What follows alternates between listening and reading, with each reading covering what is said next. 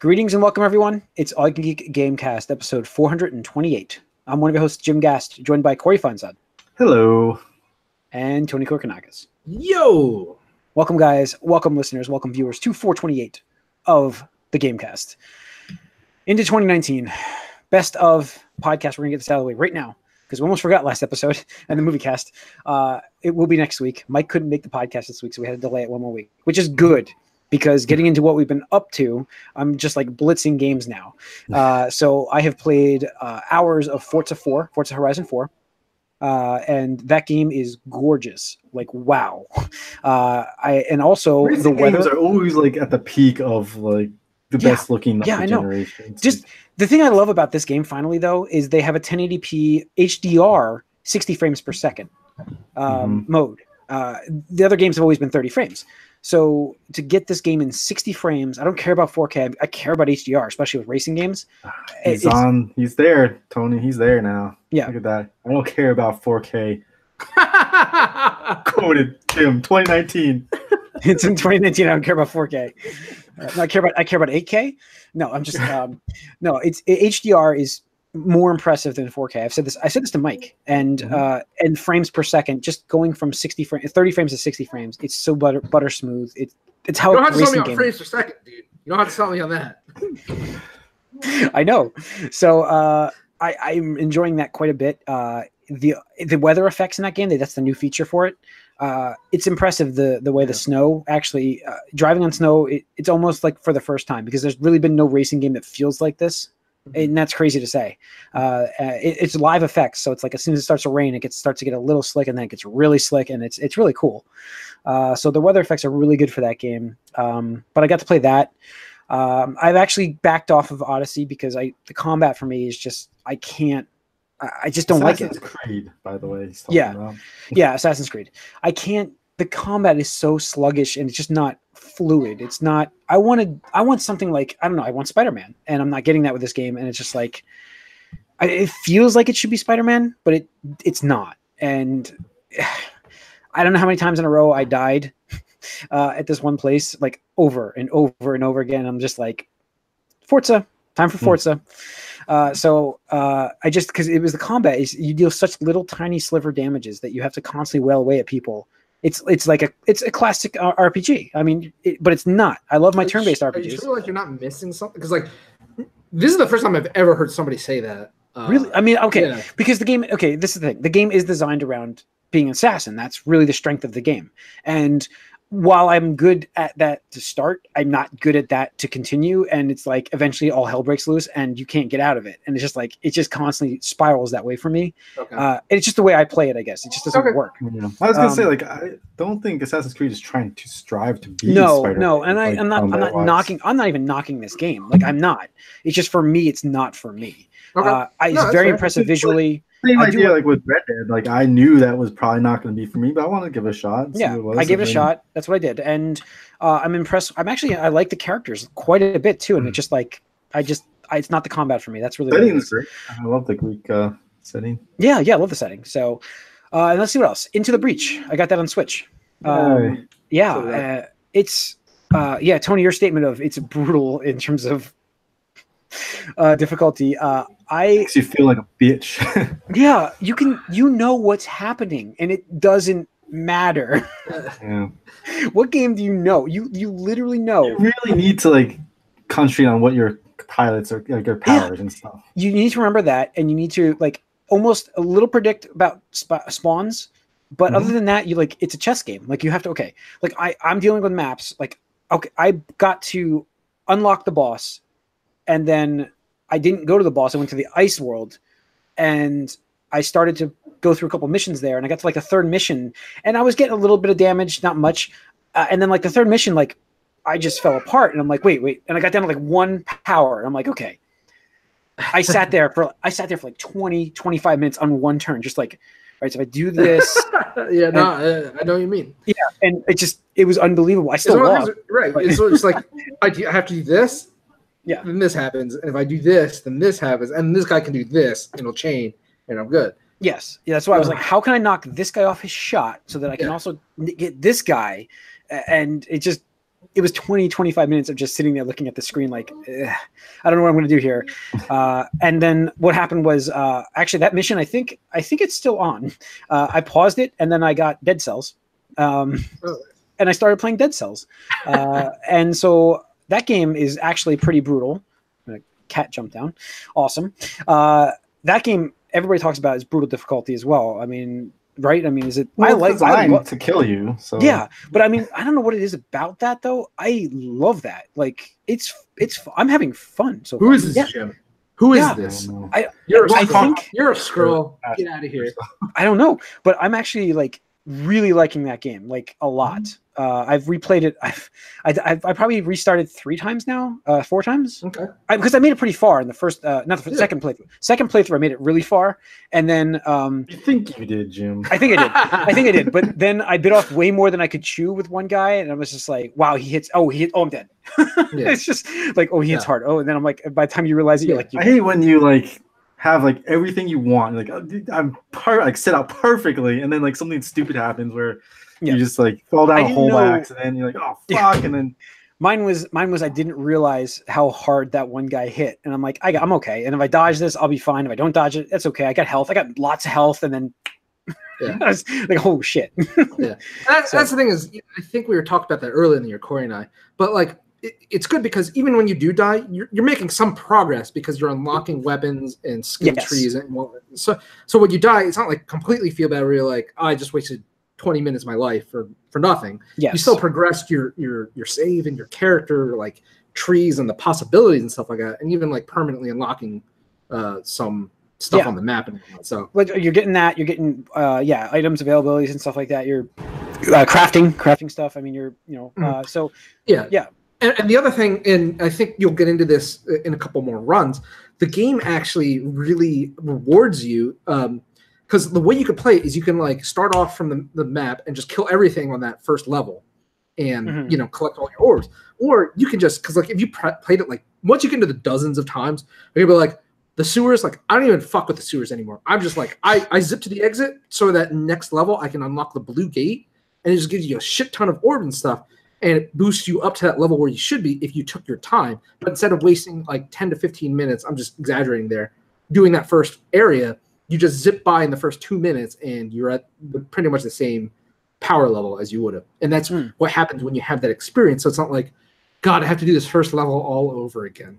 So like imagine if Super Mario Brothers was like this game, and it's like you get to like World 7 and you died, and you have to start from World 1-1. This is fucking bullshit. That would be exactly. That's why I was like, that's actually the concern I have is like how much will that wear on me as it goes, because. Into the Breach I'm not saying it's a terrible game. I like that game a lot, actually. I still like the game a lot. It's a strategy game. That's my style. And I'm going to figure it out. But it's like, that game's effing brutal. And it's like, I screw up once, and I'm like, that pretty much screws the game. And, I've been there where like I'm on the third because that's also what I'm in. Yeah. And like, you'll be on, like, I'll be on the third map. And I make a mistake, and I lose a pilot. I'm just like, fuck this. Like, I'm just like, no, reset this. New timeline. Fuck it. I did that once. I'm like, I brought the menu up. I'm like, what's my options? Oh, I can just, timeline start, jump it. Because there was a couple times where I was just like, this is not happening right now. And then there's just the kamikaze time where I lost on that. I lost on the second world, and I was so frustrated that I went to the first world and I just blitzed. I didn't even care. I let the people die. It was just like, and it was an instant reboot. So I just God, the NPCs in that game fucking I don't know why, but like they're such assholes, like a lot of them at least, where it's like if you fuck up, they're like, well, you saved us, but you made a lot more work for us. I'm like, like, you not want to be saved? Like, I'll fucking leave. I'll jump. I'll abort this timeline. Fuck you. There's a lot of lip you get from pedestrians, especially that second one, the lady or whatever, the old lady. that one. Yeah, I'm just like, bitch, like, get out of here. Well, I mean, even if you win like certain maps, like if people have like if you kind of like a mixed victory, the comments coming out of the buildings are like, oh, okay, we won, but like, what's the cost? And like, oh yeah, you did okay, I guess. And I'm like, you're alive, dude. Well, you're alive, so you should be thankful. Yeah, like when you land, it's so great because they're like cheering, and then like when you leave, they're like, oh, I guess you did okay, and I'm like, fuck you. Yeah. The thing is, actually, like I had to. So there was a big difficulty spike, at least for me. Yes. Normal, because I was trying normal mode, and like I could consistently clear the first island, and I'm like, okay, I can do this. But then as soon as I got to the second island on normal difficulty, like shit just got out of hand. I'm like, what the fuck is going on? And like I tried it a couple times. I'm like, this is too brutal. Like maybe I'm just not fully understanding it. So I actually bumped it down to easy difficulty. Yeah, that's what I just so I could like experience the game and see like more of the patterns and what the AI does and more of the setup. I mean, the build up still gets nuts. I mean, it still does. Like, there's a weird scale for it, even on easy. Like I said, I got to the third map, and it's just like, what's going on? Why am I losing this now? Because you have to read everything. You have to read everything about every. And you can't get lazy with it. Yeah. So. And the other thing is, kind of like we were just talking about with Dead Cells, you can still unlock achievements in easy mode, at least to my knowledge, except the ones that are like difficulty specific, and that's how you unlock the new mechs, like configurations, stuff like that. Yeah. So if you want, you could just spend some time like doing the game on easy to unlock the better mechs that I think will do better for normal. Yeah. Yeah. I'm playing with the jet and the rocket. That crew is amazing. Yeah, I'm playing with that right now. I'm like, you guys suck. You guys just honestly suck. Because like the worst part is when the mech, like the original crew, like if a monster is going to attack a building, it's like you have to use a tank, or I guess the launcher dude. Otherwise, like unless you attack it from a specific angle, the mech is just going to punch the monster right into the building and do damage. I'm like, dude, like, can you just like move him? You don't have to punch him into the building. Like, no, that was my problem. And like I love the rocket thing that can, like, it's a straight line all the way down the map for you to shoot. And then it took me a while to like the jet, and I'm like, wait, this the jet is amazing. This cancels attacks. Yes. That just gets me amazing. So, like one of the first configurations I got was the first island. Once you complete it, I bought this thing that basically it was a missile, but then it also laid down smoke. So it was just like, holy shit, I got smoke everywhere, bitches. Yeah. Like I've got the lightning storm thing going everywhere usually with two of my things on the map. The sentry machine and the jet both do storms when they hit. Yeah. The funny part was I gave that little sentry machine mech a giant sword to attack with. All right. And I didn't realize the radius that can do, and I did the attack, and I wasn't paying too much attention, and I wiped out. Civilization got wiped out by me. That was a restart. We jumped timelines on that one. But I'm enjoying that. But I really like the style of Dead Cells. Going back to that, I think I like that more just because of the styling of it. Like, and I love the fact that when you go to the first thing I did, I went to the options for some reason, and the one option to change the way loot drops and to change it to Castlevania-esque. Yeah, and I'm like, yes, that's perfect. Yeah. So I like you can do carnivore, and I'm like carnivore. And I read the next one, Castlevania-esque. I'm like done. I didn't read the rest. I don't even know what the rest say. I just read that. I'm like, that was it. Yeah. So, no, I love it. Like the game is so fast and fluid, and just it's just. It feels good to play. It feels good, you know. I still have to get used to shields. Shield for me is weird. I'm not used to that at all. But the bow and the sword are my things right now. But I know that I have to get used to that shield. Is just bullshit. Yeah. My favorite setup is usually getting one of those dual bows where it shoots out 2 arrows, and I get traps where it throws out crossbow machines, and I'm just like, and I do all projectile. It's just that's awesome. Fuck these guys. So what else have you been playing? Anything else? More Smash Brothers. I played a little bit of that too. Oh, really? Yeah, I have it. I picked it up finally. It was free, flip again. So I picked it up, and I haven't started the single player yet of it. Very confusing what's going on for me. I'm not a big, for those wondering, I don't play Smash very often. What are you doing with it then? I haven't started the single player mode. I just played a versus mode real quick to try it. Against the computer or? No, against actually the Arya. 6-year-old. Okay. Try it out. And then there's CPUs and stuff. Okay. But it was confusing how to get the other controller to connect again. I always find that confusing. Like you have to disconnect because I was playing Dead Cells, and so I had the dog face controller thing going, and I'm like, well, how do I took it off and I gave it to her. I'm like, I don't know how to. So I have to disconnect the first controller. You have to disconnect it from in the settings, like under player 1. You actually have to disconnect your controller and then reconnect both at the same time, and then you can hook up player 1 and player 2. That's what I got to, at least when you're using split Joy-Cons. Split Joy-Cons. Yeah, as in like Joy-Con. Yeah, you have to disconnect. Why would you do that? Why would you let anybody play Joy-Con Smash Brothers? Because I don't have GameCube controllers. Don't you have a Pro controller? Oh, I do, but I'm giving her the Joy-Con, and I'm like, well, I'll just play a Joy-Con. Oh yeah, give her the Joy-Con dog face. Well, what happened was my Pro controller was dead because I've been playing a lot of handheld with Dead Cells and Into the Breach.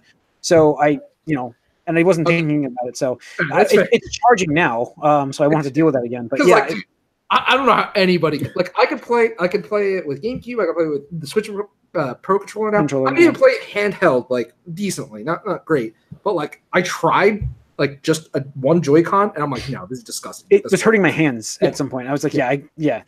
All right. Anyway, so Smash Bros. It's good though. Graphically, it's great. I love the music. Oh yeah. So it's such the classic music. Tracks on there or something. There's a bit like the classic remixes. I'm over 800. Jesus. Wow. It's ridiculous. Like I go in and there's a playlist and you can play them all. And that's cool. I like that. You can actually set it to the Switch to be like they invented a new mode for the Switch where it's like screen off, but like the system's still running. So you can use it as like a glorified MP3 player for Smash. That's what I should have done today when I was having a rough day at work, and I had music going on my headphones, but I'm like that would have worked better. Actually, I should have had some classic gaming music going with this. That would have been great. And it's ridiculous because like there's you could do it by series, like you can even make your own playlist, which is cool. But there's all, and I'm just like holy shit! And it's like 26 hours of video game music across like all these franchises. I'm like that's crazy. Like this. I don't even know how they fit this on a cartridge. It's awesome. Yeah. All right, Corey, what have you been up to? Yeah, I've been using this a lot actually. Oh, nice. Good controller. Yeah, so like I love this control. I love the Smash controller, and because I got that special edition, I was like, I'm just gonna keep it because I love the controller so much, and I get the Steelbook as well. So I actually have the cart in my system, but I haven't even turned it on yet. I plugged in, and I was like, no, I'm back to Diablo. Diablo 3. I'm gonna get onto that game when you're done with it. I think is what's gonna happen. I think it's what happened with me. I don't know, man. Season 16 starting in 2 weeks or something like that, or a week and a half now. I'm super excited for that because it's gonna be a lot of balance patches and stuff. And the seasons are really fun. Just like having those challenges and goals to like go after makes it a lot more fun. If it was still on sale when I went to GameStop to get my That's cool. Nice. That's cool. I also got my Amiibo. I went to GameStop to get my Smash, and if it was still on sale when I went, it would have been flipped I would have dropped Smash and picked up Diablo 3, but it's now I have Smash instead because it was not on sale. I'm not paying $60 for Diablo 3. Oh, I should have got it digitally, man. It was $40. I thought it was 30 one day or something. I think there was a massive glitch at Walmart where it was like $20 at one point. I wish I got it then. During Black Friday, it was like. Yeah, I missed it. It was sold out by the time I got to Walmart. Yeah. So, but I don't mind paying for it, like $40 for it. So I'm sure it'll go on sale soon because like my line is 40 for that. Actually, I'll pay 40 again. I've seen is like it's doing well, so they want to discount it just to keep like the momentum going. Well, I said I wish I had got it digitally. I was hesitant at first, but now Diablo looking back, Smash. Diablo for Smash. Looking back, I should get it. I'm buying a lot on Switch digitally. It just works. I'm sorry, I meant like Diablo for Smash Brothers DLC. Yeah, I know. I'm just saying that. Goblin in there. So I have to say, like, this is really cool Amiibo. Like, it's the Deadly Cute company that did it. Yeah. So it's pretty cool, and it's kind of weird that it's like only GameStop. It's GameStop exclusive. Yeah. Okay. That's weird. Yeah, so it's really neat. That's cool. I like it. And cool. So once a day you get access to the vault, which like a loot goblin vault. So just like tons of loot in there. You just go through and just rake it in. That's cool. Like so once a day. That's what this Amiibo gets you. Nice. So I've been trying to do that each day if I can remember. I haven't done it today yet. But it's like so much fun and like going back and through like just getting all different builds, and obviously the game is way better than it used to be when it was on PC originally, and even when it originally on Xbox, like Reaper of Souls changed everything for it, and Loot 2.0 whatever they did, like made it awesome. And now they have different variations of the legendaries. So you have legendary, you have ancient legendaries, and then you have like these like maxed out like full they show the stat ranges, but these are like red in color now, and they just like max out every stat on the legendary item. And those are like I think 0.4% chance of dropping compared to like you get legendaries like crazy now. It's like legendary pinata. Yeah, so it's awesome. I've been having so much fun with that, and just like going through, and I've maxed out my necromancer. I'm working on a monk and a demon hunter just to kind of get a feel for them again, because I want to see what character I want to bring into season 16. Okay. And so yeah, it's been exciting, and I have to say, like on Switch, it's just perfect. It just fits perfectly. It looks great. Like runs fantastic. And they got the anniversary event going on right now, so there's like special items you can get in game during this next few weeks. I think it basically turns all the graphics to like Diablo 1 style, and it's just like this whole like 16 levels, just like see how far you can get. Oh, cool. That's pretty neat. That's awesome. Yeah, I'm interested in that like big time. So we'll see. Yeah, it's still so good. Yeah. All right. Let's see. What else we have? Let's get into gaming news then. Let's see what we got here. We got a topic tonight of hang on, flipping through it. So we're going to look at the future of games, basically for the next gen consoles, because of we expect backwards compatibility for the next gen. What kind of games will we be getting at launch, and then what about these remasters that we're getting? Because the news, obviously, this week is one of the news pieces we have is Resident Evil 2's remastered edition is getting a one-shot demo on Xbox. It's not a remaster. That's just called what it is. It's a remake. Remake. Sorry, it's a remake. From the ground up remake. It is a remake, and we're going to get a one-shot demo of that, which means you have 30 minutes to play the game in a demo to try it out, and it looks awesome. I'm trying it out too, but because of that, like it made me think about like what are we going to get for next gen for launch. But we'll get into that in a second. Let's get into the news first. As I mentioned before, we have Resident Evil 2 demo coming out this week for Xbox One, which is interesting. I think there's a PlayStation 4 demo following like the week after. Maybe the demo may cry too. It's like they had an Xbox One demo and then PlayStation 4, and then they're going back to Xbox One after that. So it's like they're rotating with a new version of the demo. So that's interesting. What else? We have the PlayStation selling like hotcakes. I mean, that's I think the biggest news. Over 90 million, right? So 91.6 million units globally. Call that a success, and yeah, I mean it's gonna break 100 million easily. Yep. I remember, early on in the generation we talked about it, and I was like, I don't know, guys, like because 100 million, it's a lot. It's a lot. It's a lot, and it definitely did well. But at the same time, you have to consider that it has been 5 years, and this is typically when we would see like successor systems, stuff like that. Obviously, I know we also had that mid the PS4 Pro, which based on both the PS4 Pro performance and the Xbox One X performance, like I really believe that traditional 5-year console cycles are over now. Like fully expecting we see the Switch Pro revision or whatever you want to call it this year as the midway gap. Or at least definitely next year to stem off the wide gap between Xbox 2 and PlayStation 5.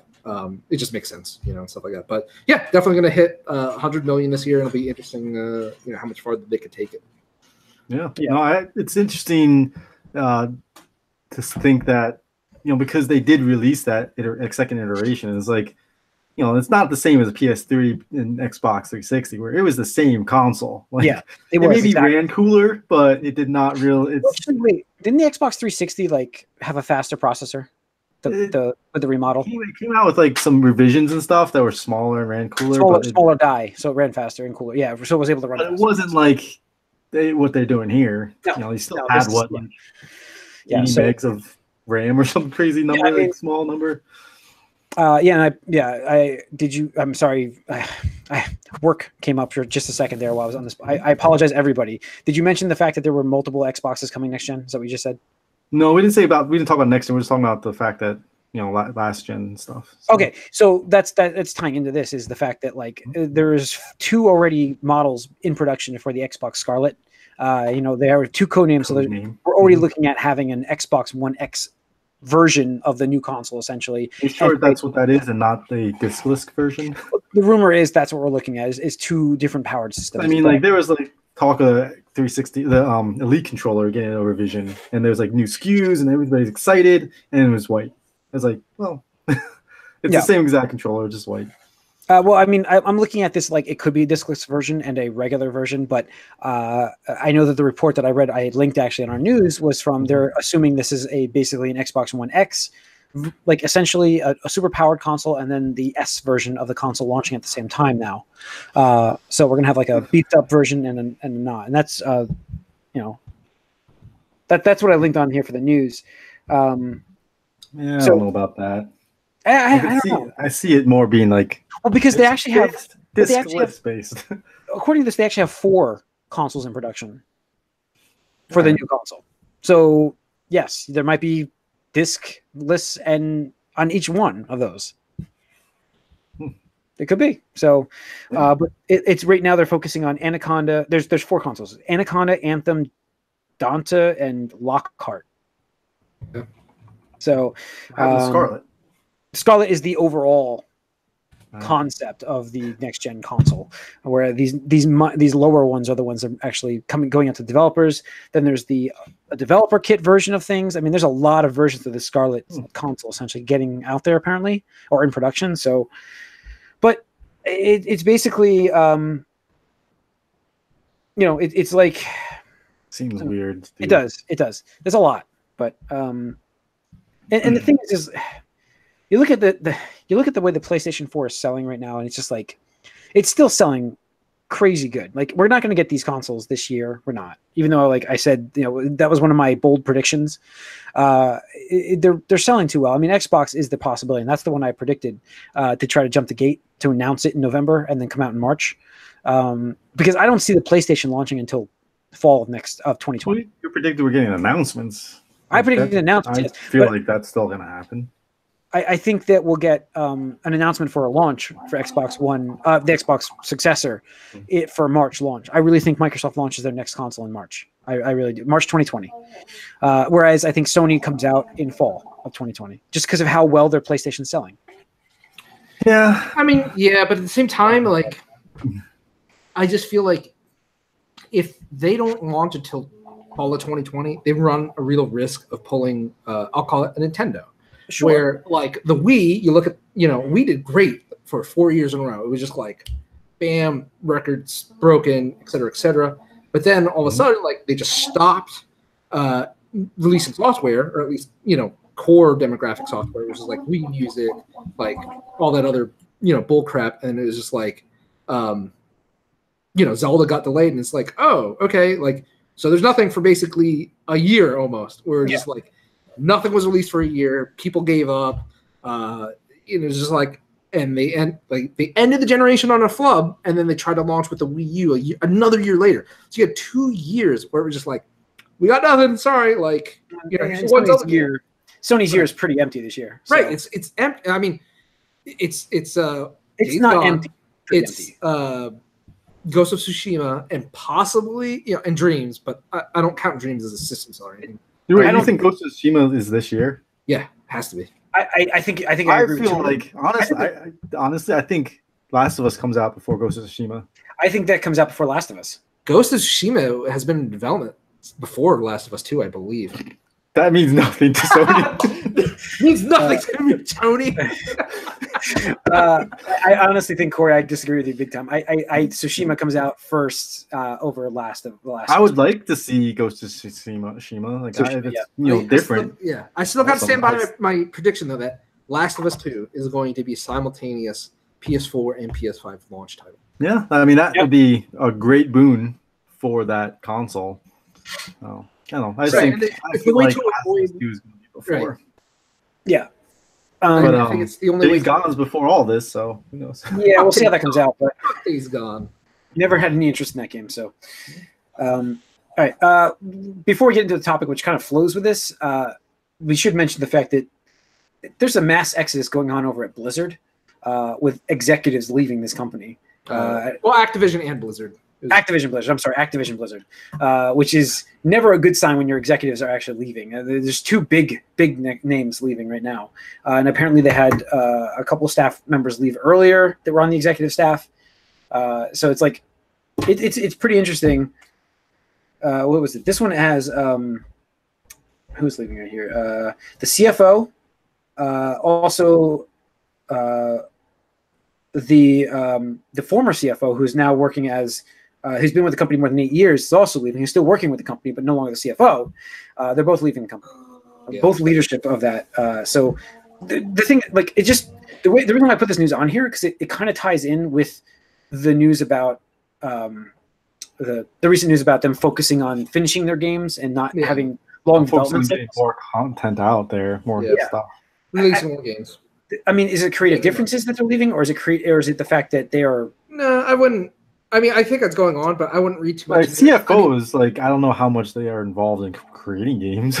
No, it's basically they're balancing the books, the check. Yeah. And basically, here's the thing: at the start of the new year, all these fucking executives, that's when their contracts end and they get their bonuses. They, most of these CFO or chief executives ride it out until the new year so they can get their cash incentive or stock incentive or whatever. And it's like, hey, I'm going to jump ship because that's what you do when you reach C level. It's just like, well, fuck it. I'm just going to jump around and, it doesn't matter for them if they fuck up or not. They just got to keep taking that higher paycheck and that higher salary. Do you think this is just normal, happened to be the same timing? So yeah, I mean, overall, I think it's, probably not good. At least I really don't see it being creative differences at all. I don't see it being creative differences. I know that's a stretch on it, but like the news about them focusing on games, trying to get games out means that financially they're probably not doing well. Well, no, I mean, here's the thing: Activision Blizzard is doing well.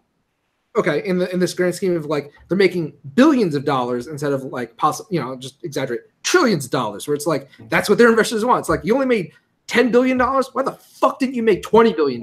Like Call of Duty, Black Ops 4 only sold doing so well with this Overwatch game. We want more of that. Let's do that. Exactly. And this Hearthstone thing seems cool. So let's try to get more of those things out there. And like it's like to me, it's like these executives seeing like something doing successful because they're putting a lot of energy and like effort into it. It's like, oh well, we can just do that like and multiply it by 10 and have 10 of those, but it doesn't work that way. Right, it's just, exactly.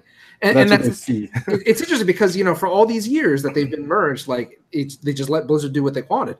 And I mean, you look at Activision, the primary thing is look at Call of Duty annual. It's an annual series. They have 3 different teams working on Call of Duty at all times, so they can cycle it out. Where it's like you release your Call of Duty game, your studio every 3 years. It's cyclical.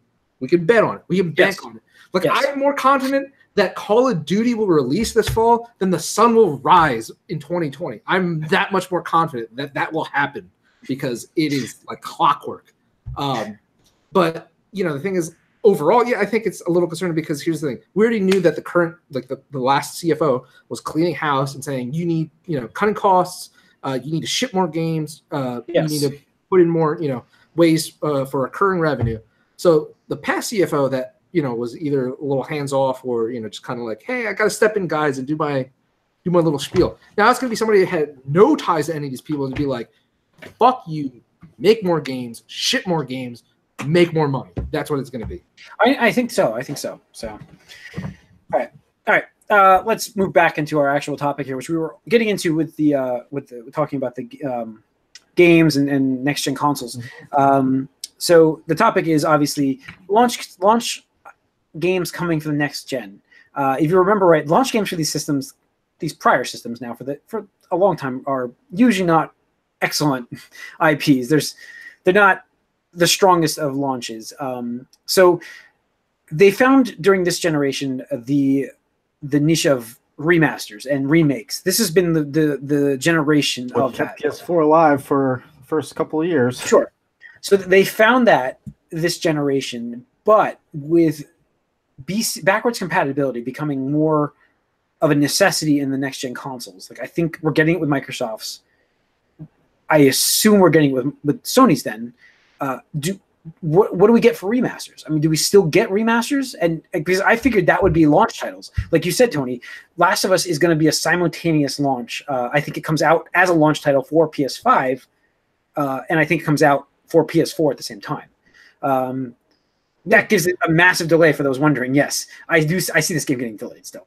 And this is coming from me who says everything gets delayed. But I still think that that's going to be a launch title for PS5. Yeah. Well, I mean, here's the thing: is I'll even go one further. I I feel like Halo Infinite is going to be simultaneous release as well. That makes sense. That makes sense. Yes.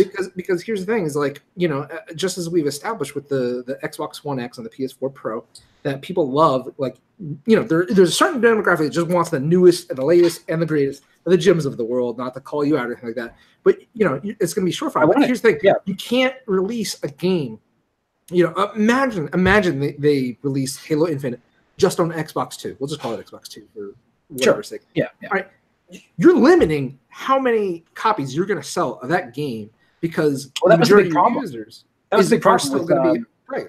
With Titanfall. Was it Titanfall? They were talking about that originally for a couple games that launched on the Xbox One that they had to make. Oh, Destiny. Yeah, Destiny was a big game. That's what it was. Destiny was I'm thinking of, because that's why that game came out on the 360 and PS3 because of the install base.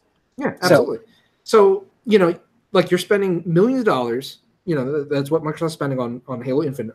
No doubt about it. Millions of dollars, probably. Right? Hundreds of millions. Yeah, and years of development, and it's like we're gonna put all our eggs into this fucking one basket. And like I said before, the Halo franchise is not as strong as it used to be because of competition. Call of Duty. PUBG, lackluster releases as well. Right, lackluster releases. Like all of this combination in Halo used to be the cream of the crop when it came to console first-person shooters, and it's no longer that. So, do you know how risky that would be for them to be like, let's roll the dice and hope that Halo Infinite is, you know, even if they're like Halo Infinite's Xbox 2 launch title, it's like, okay, but is that it? Like, so that is honestly what I feel the reaction would be. I agree with you completely, Tony. That it absolutely will be on both consoles. My question to you guys, though, is it going to be one box, one SKU, or are you having two separate releases? I think now for me, this is where I can I honestly think that with the platform that Microsoft is setting up, I think that their system is going to run basically it's going to be a PC. I think that game is going to be written for the new console, but will run on the Xbox One. And I think that's that's their trick. I think that's their trump. I think that's their big thing, is that you can keep your Xbox One and play it and get these games for a while before obviously eventually you'll have to move into the new generation. But for a while, all of these games coming out will play still on your Xbox One. It may not run great, but it will play. It's just like a PC, and that's my theory of what's going to happen. I don't know how it's going to work with Sony because their platform is a little different, but that's what I'm seeing with Microsoft. So I don't know. I just that's for me a launch. It's going to change than what we're used to. We're used to sports games, a racing game, an adventure game that makes no sense and is probably terrible, knack, and something else. You know what I mean? Like that's what we get at launch every time. Right. And so, I mean, let's go back to Sony real quick. And it was interesting because I actually had this conversation with people on Reset Era today, was because we were going back almost on this very topic. Actually, it was really interesting that we picked it. I was not on Reset Era today. Right, exactly. It was on a Discord. But okay. I proposed. I was like, all right, think about a launch, a 2020 launch of PlayStation 5. We can all agree that regardless of the quarter, it's releasing 2020. Yes. All right. What launch titles is it going with? Because here's the thing, all right? There's no way God of War 2 is going to be ready by 2020. Absolutely no way. No way in hell. There's no way that Insomniac's to be ready with a theoretical Spider-Man 2. There's no way. Maybe they could get Horizon 2 done by then. Okay. Absolutely being in development right now. No, it's in development, but would it be finished by the 2020? That is like, I think out of all those, that's the most likely, but I still find that highly unlikely. So then you have this title, Last of Us 2, which is like their cream of the crop marquee modern title. I mean, I've talked about the Sony formula and all that stuff, but Last of Us is really what pushed their entire first party development into that cinematic, storytelling direction. I'd say Uncharted did, but the company is the same company. So. I mean, I can agree that Uncharted helped, at least Uncharted 2 really set the bar in terms of that. But I think Last of Us is what really gave it more of a... Last of Us had the popularity factor, and obviously that opening sequence was the thing people talked about like crazy. Right, exactly. But, you release that, and you're going to release it on PlayStation 4, where you've already sold, let's just say 100 million units. Yeah. You're going to have this game that could sell systems, and you're just going to release it on PlayStation 4. It'll sell like crazy on PlayStation 4. Right, it's going to sell like crazy, but do you care about that? You've already made your money off of PlayStation 4. You have to worry about paying off for the PlayStation 5. Sure. Good luck selling PlayStation 5 to people if both of these things don't happen. If you can't play Last of Us backwards compatible, like just the PS4 disc in your PlayStation 5, or they don't release a PlayStation 5 disc of Last of Us 2. Good luck trying to sell your PlayStation 5 at launch. Well, I think that cross-buy needs, and they had this introduced a while ago with 3 and 4 for a while. Assassin's Creed was cross-buy, wasn't it? The original one that came out in the PlayStation 4, Black Flag was cross-buy, I believe. Sure, where yeah. I think if you bought the PS4, you get the PS3, or the PS3 and the PS. You didn't have to pay for 2 versions of that disc, if I remember right. And that's something that has to be in place constantly now, I think. But I honestly, I mean, prediction-wise, this is crazy. I'll make another bold prediction for this, for us. This is not the podcast for it, but bold prediction: PlayStation 5 launches with Gran Turismo 7. Oof. No. Yeah, no, it does. It lines up perfectly because Sport came out years ago, and it's only a half iteration step of what it was. It's not a game. So they've been working on that game for a while then, which makes sense to be a PS5 game. It's not coming for PS4. We know this. I don't see it. I mean, it could come for PS5. I don't see it coming out at launch, but I just could see that being again, so the real question, in my opinion, is like we're getting backwards compatibility. It's just, are we paying twice? Are we getting one disc, or are we getting 2 SKUs? I mean, that's my here's what I think is going to happen, and this is my prediction. All right, because both of them, Sony, we're just going to focus on Sony and Microsoft because Nintendo does their own shit, which, interestingly enough, I want to talk about before we end the podcast, even though this is their topic. They want to encourage digital sales, right? So they're going to push it. So, hey, you buy Last of Us 2, and it's like Halo Infinite, because you only have the Xbox One, you have or the PlayStation 4 right now. You buy it digitally. We're going to tell you when you upgrade to the PlayStation 5 or Xbox 2, guess what? You're going to be able to download the game, and it's going to be enhanced, and it's going to play better, and it's going to look better. And people are going to go, wow, that's great. I don't know if people would care about that, though, honestly. No, I guarantee Corey, this is borderline to movies. Think about the 4K version. When you buy a 4K version of a disc, you pay more money. You pay $30 for it, but you get the Blu-ray version. Well, I can see what they're doing. Buy the PS5 version and get the PS4 version. Yes, and that's what I'm saying. Or you could buy the PS4 version and not get the PS5 Yes, version. that's what I think they're going to do. I think that The Last of Us 2 is going to launch almost like 4K movies. 4K movies, when you buy a 4K movie, you get the Blu-ray. $70 for PS5, PS4, or PS4 for $60. And what you're doing there is you're getting them dug into PS5 already because they're getting that version, but they don't have to play it yet. They're going to play their PlayStation 4 version of it and then have that new shiny new version when they get the PS5. I think that's the way that this is going to work next gen. Maybe you pay more. $10 premium. I think you end up paying $70 a game next gen. I think you do. It's interesting because I know we talked about this before, and I feel like we are going to see that next gen. But, and it would be that would make sense to like say PS5 versions, but to add that value, you're going to be able to play this. That's how they get that. PS4. That's how they get that increase because there won't be if you can get the extra version of the game for that $10 more. That's how they justify it. Costing them nothing, peanuts for them to do it, but it lets them increase that retail price. It's not the same as digital and physical. Well, no, but I mean, a Blu-ray development costs are a lot different, like for different consoles, I would imagine. Oh, yes, I know you're transferring a video to a digital format. I'm looking at like computer when you have a PC game, like you buy a game right now, whatever. Diablo 3 will run on my computer. It will run on Tony's computer, but it will run completely different on each computer. Well, so I mean, it's like with the 360 games. That's what I'm saying. Microsoft was going to do, and maybe Sony will do that too. And so that's what I'm saying. Maybe because they're all built on the Intel platform or the AMD platform. They're already in a PC x86 kind of environment. I mean, it's the other question you were having before, what the games look like. I think that we get more remakes of games like the Resident Evil 2 style over remasters. Like, you're not getting the same game with like souped up graphics. You're going to get like ground up Shadow of the Colossus or Resident Evil 2. So if you get, let's say, okay, let's use Shadow of the Colossus then. So let's say I now have Shadow of the Colossus for PS5 because I already have it on PS4. It will work because backwards compatibility. Now, would they remaster that again for PS5? No, I think it's the same thing with 360. Is like it's going to be enhanced, but it's not going to be like they're not putting development time into making that game Okay, so we won't like you're not getting like God of War remastered, God of War 3. Era, so you're saying the era of remasters, the era of remasters is coming to an end. I think so. Okay, I think that's really what the original point of the conversation was to start that, and then I ended up going to this launch thing. I absolutely think that. It depends. So, like, would you consider like the Crash and Spyro things remaster or remakes? Those are remakes. Okay, that's what I'm saying. I agree. Okay, that's the case. I believe we do see more remakes than remasters because the thing is, I don't think the remasters often enough for at least for Sony and Microsoft. Yeah, not that I think Microsoft did it that much, but I don't think it warranted it.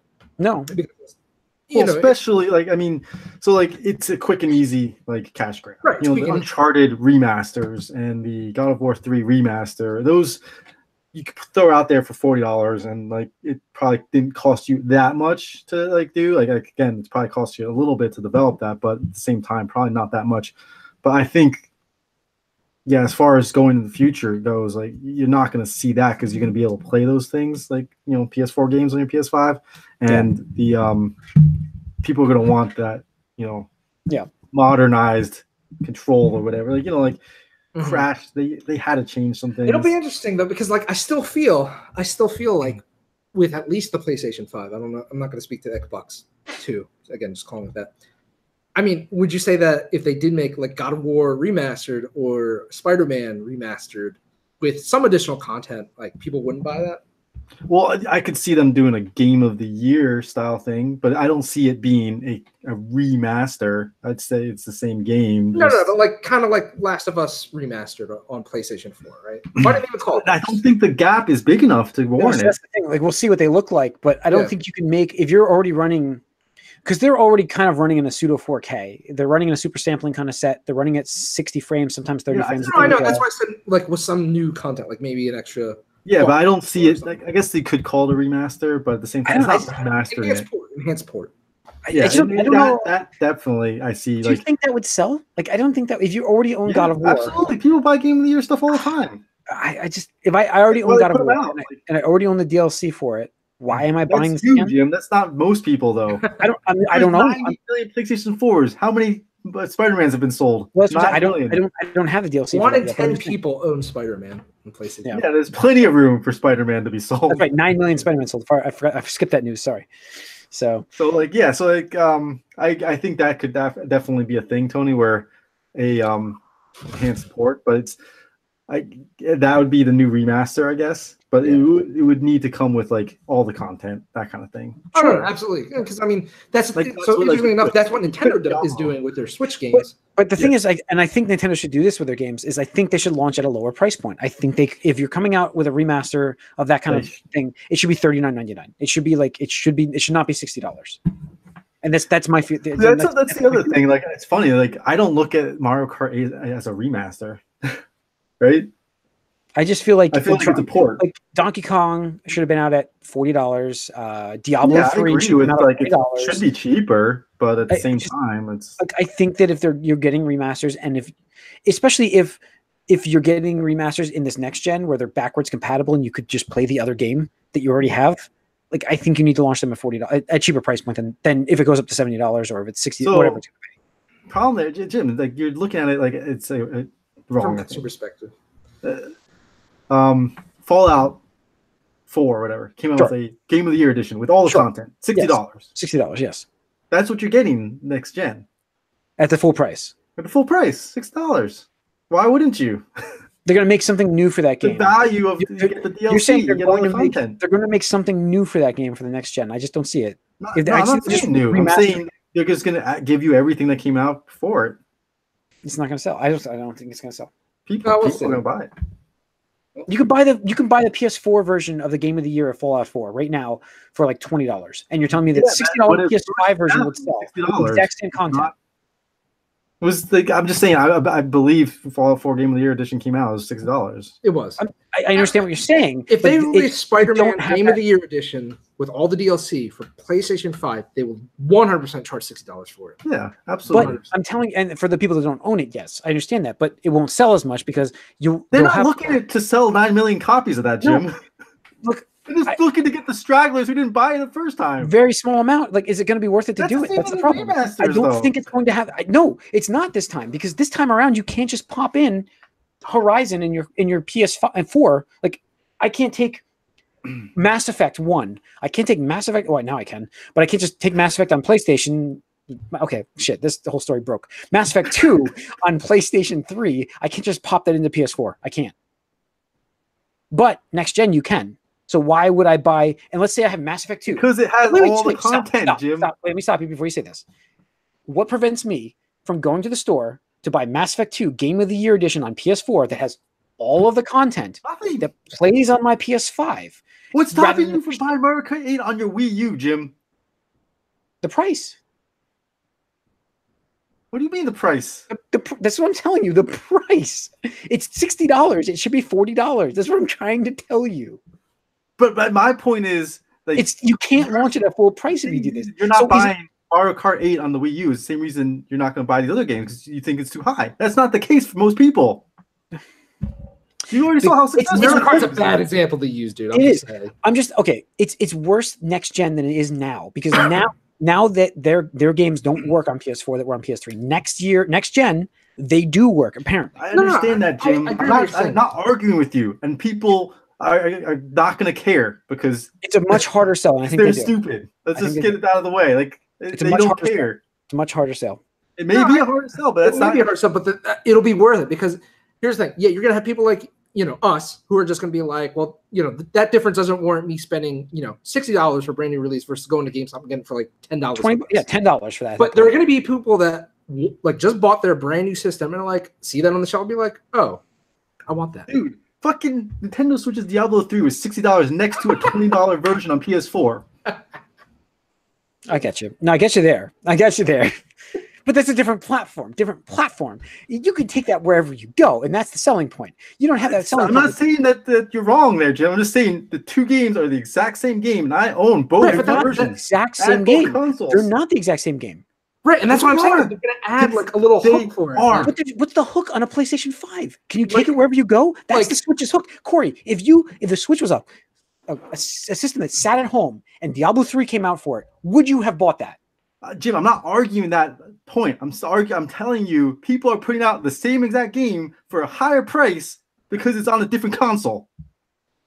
Yeah. All right.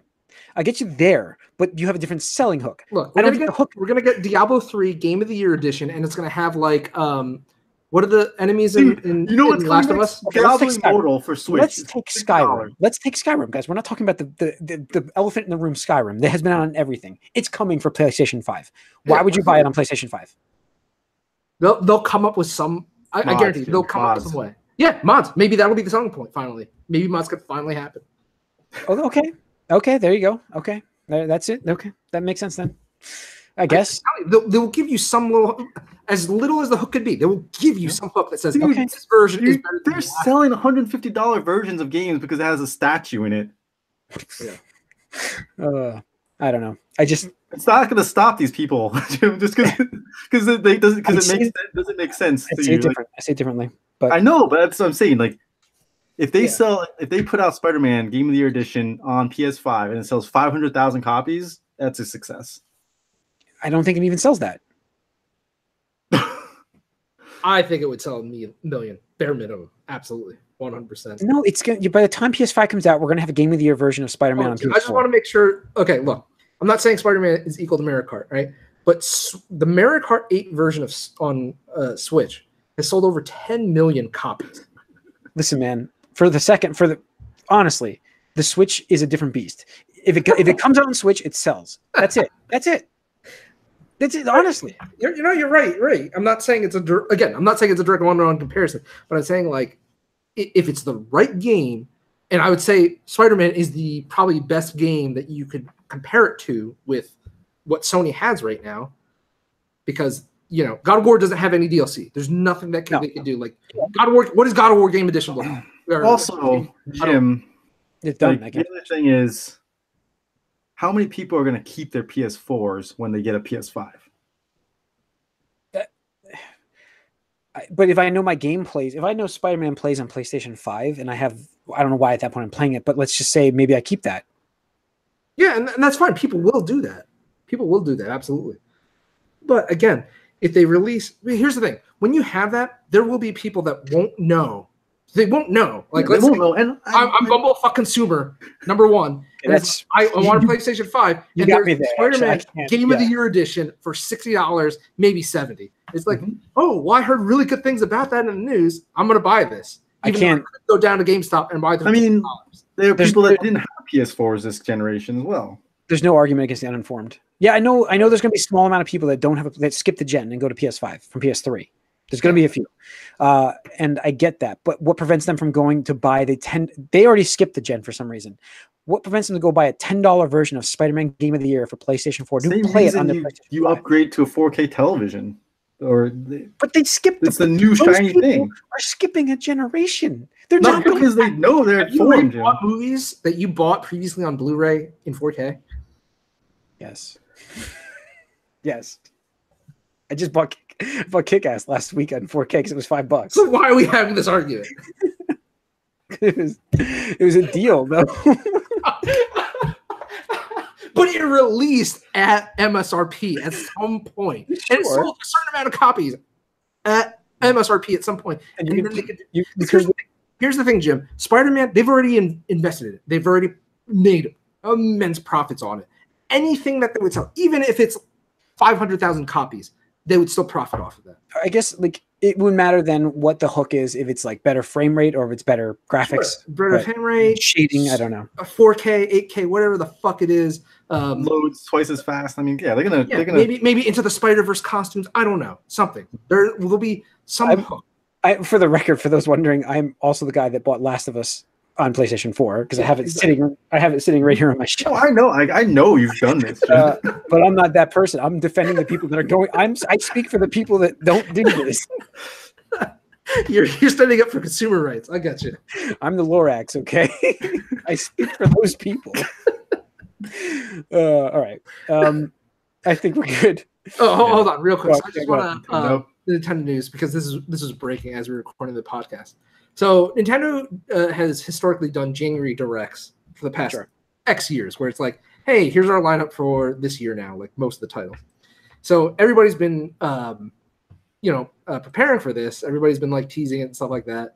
But then all of a sudden, in the middle of this recording on Tuesday night, 1/8/2019, all of a sudden, the Nintendo of America and Nintendo Corporate Limited, Nintendo of Japan, both tweeted out like, hey, Yoshi's back and it's coming out, Yoshi's Crafted World on March 29. This is like, oh, really? Okay, like you're just tweeting that, like, okay.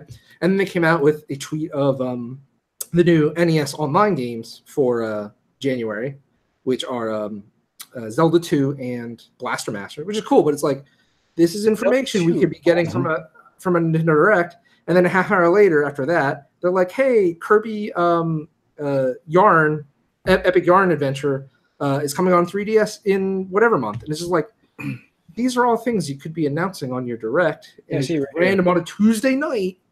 That's weird. Your fucking Twitter. So it's really weird, and it's throwing everybody off. Like Yoshi looks awesome, by the way. But go ahead. Yes, it doesn't look so awesome. Like, it looks amazing. It's Reset Era, Twitter, even Japanese fans are going nuts right now because they're like, is there not a Direct? Because it's all out here now. Right, exactly. It's like all we know right now is New Super Mario Brothers Deluxe U, which is another enhanced port next week coming out. Which I'm probably getting because I have people that want to play that here. Yep, so. I know. Oh, Jim, how much is that costing, Jim? How much does that come out for? Oh well, I will use credit. Don't worry about that. Well, what's the MSRP? That's all right. Yeah, I know. Okay. I speak for the other people. I speak for the others. Those without a voice. Do as I say, not as I do. I'm guilty of all of this. You said this when we started this podcast, and sorry. But yeah, anyways. So, all right, that's going to wrap up 428 of the Gamecast. Next week is our of the year, best, worst, disappointed, anticipated, I whatever. Fully expect there to be a direct by the time the next podcast comes out. Yes, absolutely. But yeah, so tune in next week. Michael will be back. Write us podcast at allgeek.net. Follow us on Twitter, allgeek. Like us on Facebook, and subscribe to our YouTube channel. Again, tune in next week. See you soon. Thanks.